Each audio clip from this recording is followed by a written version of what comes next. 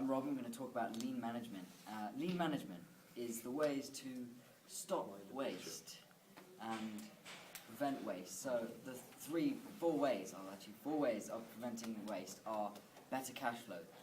This means that you have more money coming in and out of the business, so you don't have to waste money on anything.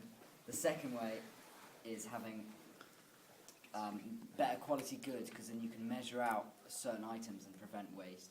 The third way is motivation, so you get your workers involved and then they prevent waste by being more accurate and more involved in the business. And the last way is to have a good supply chain, because then they can just bring you stuff when you need it, so you're not storing it anywhere. Thanks, Theo. I'm going to be talking about capacity utilisation.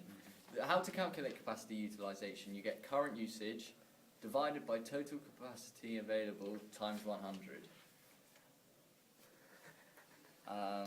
Causes of underutilisation: reduction in demand, seasonal reduction in demand, increase in capacity, inefficiency in the production process.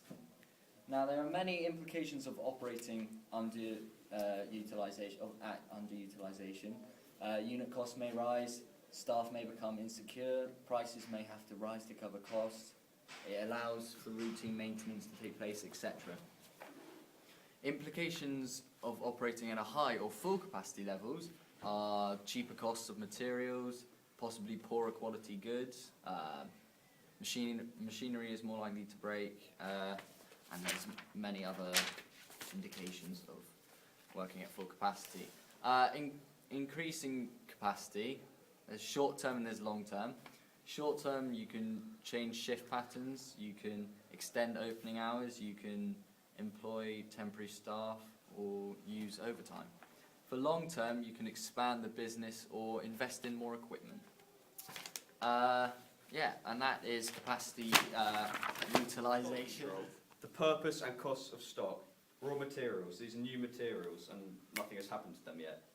And work in progress, raw materials that have been started on but not finished. And finished goods, products completed and ready to go into the market to be sold to consumers. A business must decide how much of each type of stock mentioned above has. The cost of stock rises the more it holds on to, but equally the out of stock cost is higher when there is less stock available. In essence, does a business hold onto enough stock to ensure it can meet demand, or hold less in case it is left with enough demand? Things to consider: so storage facilities, so the space and the cost of the space to store them, economies of scale, so the discounts for bulk buying, opportunity and costs, so could the money be used elsewhere, and the demand, so if it's constant or fluctuating. Stock control chart. Straight the following. So the maximum stock levels, the maximum that a business can hold. Reorder level, here we go, this is the amount the level will have to be for a company to reorder before the stock becomes too low. So the minimum stock level shouldn't really be getting down here unless the supplier is not giving them enough bulk. And that's it really. Oh no, improving stock control.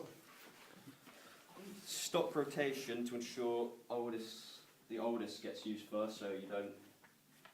So when a supplier gives you the goods, you don't go and use the first product, the last you put in.